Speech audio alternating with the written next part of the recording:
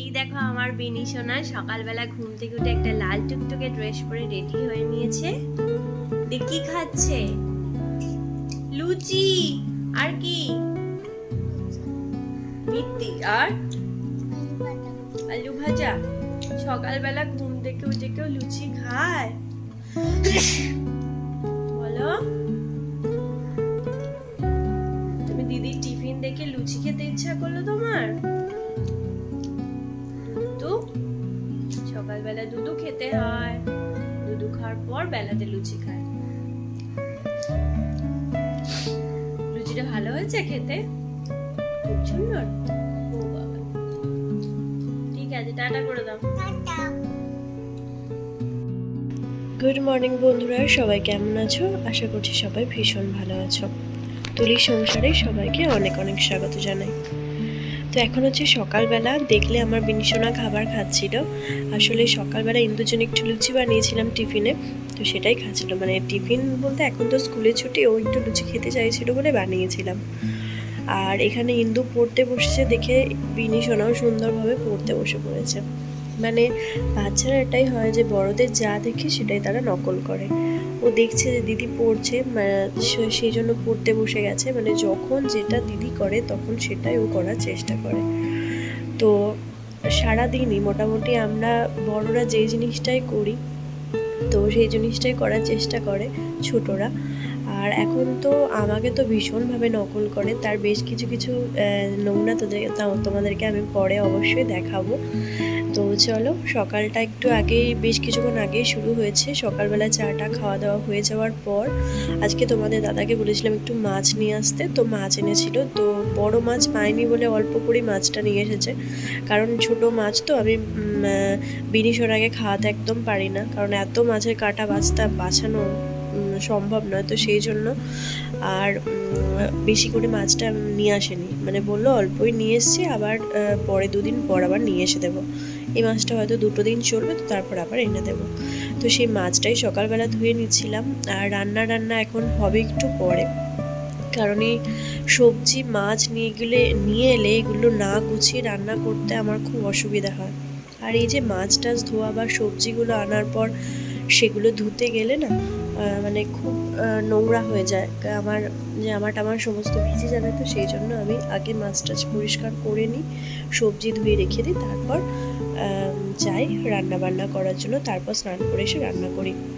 আর এই যে সবজি এনেছে, অল্প একটু সবজি এনেছে। এই যে কাঁচা আম এনেছে। কাঁচা আম তো এখন বাজারে প্রচুর উঠেছে। কাঁচা আম মানে টক বলো বা আমের শরবত বলো, এখন তো আমরা প্রায় দিনই ওটা খাচ্ছি। আর কাঁচা আমের টক তো এই শীতকালে গ্রীষ্মকালের দিনেতে মানে খুবই উপকার। তো আম ঝোল সেটা তো আমরা প্রত্যেক দিনই প্রায় খাই। আর তার সঙ্গে অল্প শসা এনেছে, আর ঝিঙে এনেছে, আর টমেটো আর কাঁচা লঙ্কা। আর আদাটা শেষ হয়ে গেছিলো, ওইটা নিয়ে এসছে। তো এই সবজি এনেছে। তো দেখা যাক, ঝিঙে আলু দিয়ে একটু পোস্ত করব, ডাল আর মাছের ঝাল করব। তো এর থেকে বেশি আর কিছু রান্নাবান্না করবো না।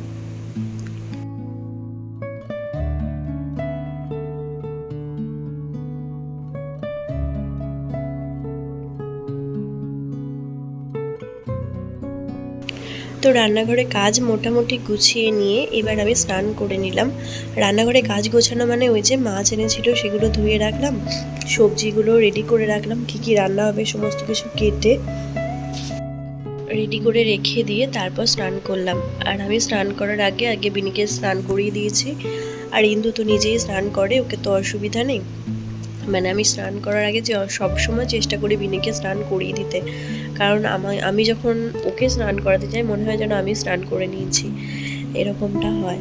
আর বেশিরভাগ দিন তো ধরো আমি সকালের দিকে কাপড় টাপড় ছেড়ে নিয়ে তারপর রান্নাঘরে ঢুকে রান্না করি, দিয়ে বেলাতে স্নান করি। তো আজকে আর সেটা হয়নি বলে একবারেতেই স্নান করে নিয়ে তারপর এখন রান্নাঘরে ঢুকবো। মানে রান্না টুকটাক করবো, ওই যে বললাম ঝিঙে আলু পোস্ত, ডাল আর মাছের ঝাল, ব্যাস এইটুকু রান্না, আর কিছু করবো না। তো এইটুকু করার পর তারপর একটু অবশ্যই একটু আম এনেছে, কাঁচা আমের টক করবো একটু, ব্যাস এইটুকুই। আর তারপর ওদেরকে খাওয়ানো টাওয়ানো, সংসারে তো কাজ থাকেই, এটা ওটা সেটা, তো সেগুলো চলতেই থাকবে। আর ওই যে দেখো দূরে ভীষণ আমার ঘুরে বেড়াচ্ছে, ওকে স্নান করিয়ে দিয়েছে।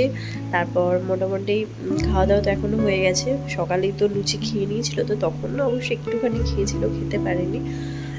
আবার বেলাতে ওকে একটুখানি খাওয়ালাম, একটু ফল খাওয়ালাম, তো ওটা খেয়ে নিয়ে এখন মোটামুটি খেলা করছে। দিদির সঙ্গে এখন খেলা করবে, তারপর আমি আমার কাজ করব। তো চলো রান্না বান্না করে খেয়ে দিয়ে নিয়ে তারপর আবার আসছি।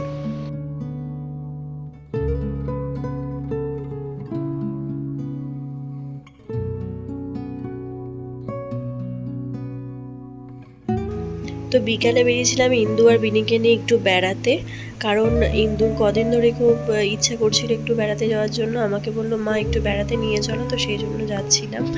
বিনিকে দেখো কি সুন্দর দুটো ঝুঁটি বেঁধে দিয়েছি, কিন্তু এই ঝুঁটি বেঁধে রাখবে না, একটু যেতে না যেতেই খুলে দেবে, এরকমই করে। আর আমি এই কুর্তিটা অনেকদিন আগে কিনেছিলাম, এই কানের দুটো অবশ্য মেলাতে কিনেছি, কিন্তু কুর্তির সঙ্গে দেখছি ম্যাচ হয়ে গেছে। তো যাই হোক, এই যে হিন্দুর যে ড্রেসটা পরেছে ওটা ওর বাবা ওকে পয়লা বৈশাখে কিনে দিয়েছিল। তো ড্রেসটা কিন্তু ভীষণ সুন্দর, ওটা জিন্সের সঙ্গে পরলেও বেশ ভালো লাগে, কিন্তু ওর এবারে জিন্স পরার একদম ইচ্ছে নেই এখন, মানে প্রচণ্ড গরম যেহেতু সেহেতু।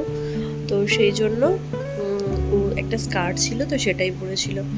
তো এখন আমরা গিয়েছিলাম একটু পার্কে, তো সেখানেই মানে যাচ্ছি। এখন একটু রোদও আছে, একটু রোদ থাকতে না বেরোলে ঠিক মানে ভালো লাগবে না, সেই জন্যই বেরিয়েছিলাম। আর আসার পথে আমরা একটু অরুণ আইসক্রিম কিনে নিয়েছিলাম, আমাদের বাড়ির কাছেই একদম অরুণ আইসক্রিমের পার্লারটা, তো সেখান থেকে কিনে নিয়েছিলাম আইসক্রিমটা। তো পার্কে গিয়েছিলাম, সেই ভিডিও আর তোমাদের সঙ্গে দেখানো হয়নি, কারণ পার্কে ওদের সঙ্গে খেলতে খেলতে আমার সময় কেটে গেছে, তো সেই জন্য আর ভিডিও সেরকম কিছু করতে পারিনি। তো তারপর বাড়ি এসে রাত্রেবেলা দেখলাম যে তোমাদের দাদা খাসির মাংস এনেছিল, তো সেইটাই আমি রেডি করছিলাম রান্না করব বলে। প্রথমে পেঁয়াজ রসুন কেটে, আদাটা বাটাই ছিল, সকালের দিকে বেটেছিলাম বলে অসুবিধা ছিল না, কারণ আমি মশলা একটু করে বেটে রেখেই দিই, ওই আদা বলো বা সর্ষে বলো এগুলো। তো বেটে রাখা থাকলে একটা কি সুবিধা কি হয়, সঙ্গে সঙ্গে মানে এসেই সঙ্গে সঙ্গে এক্ষুনি দরকার সেটা করতে হয় না। একটু বাটা থাকলে তো বেলার দিকে মানে যখন আমার দরকার পড়ে, তো তখন মানে মশলাটা পাওয়া যায়, সেটাই করেছিলাম। আর একটু পেঁয়াজ কেটে নিচ্ছি, আর খাসির মাংস যেহেতু সেটা তো পাতলা ঝোল, তো সেটাতে তো আলু দিতেই হবে, তো সেই জন্য একটু আলুও কেটে নিয়েছিলাম। তো সমস্ত কিছু রেডি করে নিয়ে তারপর রান্নাটা করে নেব, আর রান্নাটা করে নেওয়ার পর খেয়ে নেবো, এটাই হতো কাজ। তো চলো দেখতে থাকো তোমরা।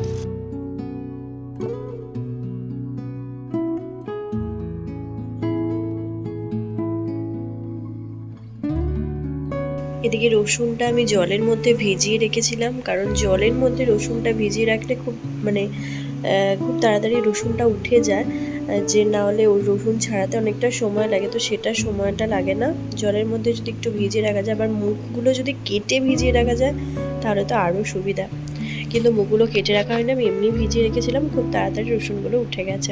এটা ট্রাই করবে, দেখবে খুব ভালো হয়, মানে রসুন ছাড়ানোর আগে। আর এই যে মাংসটা এনেছিল, আলু আর পেঁয়াজ রসুন কেটে নিয়েছিলাম তো বললামই, আর এর সঙ্গে তোমাদের দাদা একটা আমাকে পেঁপে পেরে দিয়েছিল, তো সেটাও কেটে রেডি করে রেখে দিয়েছিলাম। এবার হচ্ছে রান্নাটা করে নেব। এই যে দেখো আমি কিন্তু অনেক দিন পর খাসির মাংস রান্না করছি, মানে এতদিন তো ধরো সাথী ছিল রান্না বান্না করছিল, তো তারপর চলে যাওয়ার পর আমার মাও এসে একদিন খাসির মাংস রান্না করে দিয়েছিল, মায়ের হাতে অনেক দিন পর মাংস খেয়েছিলাম। তো মানে এত ভালো লেগেছিল কি বলবো, আমার মা তো সেরকম রান্না বান্না করে না, তো একটু অসুবিধা হয় মায়ের ক্ষেত্রে রান্না বান্না করতে গেলে, কিন্তু এবারে এসে রান্না করে দিয়েছিল, তো খুব ভালো লেগেছিল। আর এবার আজকে আমি রান্না করছি, তো চলো রান্না বান্না করে নিই। আর আজকের ভিডিওটা এতটুকুই, কেমন লাগলো অবশ্যই জানিও, ভালো লাগলে একটা লাইক করো। তো সবাই ভালো থেকো, সুস্থ থেকো। ওবেলায় একটু পোস্ত পটল ভাজার মাংস দিয়ে করলাম আজকে রাতে ডিনারটা। তো টাটা।